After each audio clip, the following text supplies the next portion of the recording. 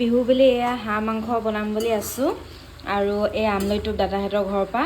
আৰু ইয়াতে আলু পিঁয়াজ চব কাটি থৈ দিছোঁ মই অকণমান গ্ৰীণ চাটনি বনালোঁ ইয়াত মই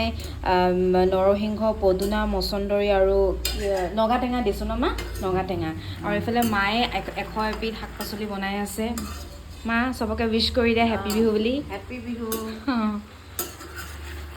ইয়াতে চব আছে আচলতে ইয়াত 100 এবিধটো নাই মা 20-30টামান আছে চাগে কিমান আছে এনে আন্দাজ কোৱা গন্তি কৰা নাই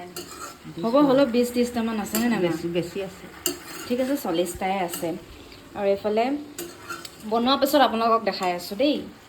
গাইজ মোৰ লাঞ্চ প্লেটৰ ৰেডি হৈ গ'ল এয়া আজি বিহু বুলি হাঁহৰ মাংস বনালোঁ পঁইতা ভাত লৈছোঁ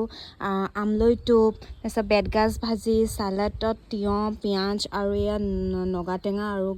ঘৰৰ কেঁচা জলকীয়া পঁইতা ভাত বহুত দিনৰ পাছত খোৱাই নহয় এনেকুৱা বিহু বুলিয়ে লৈ লৈছোঁ আৰু খাবলৈ আজি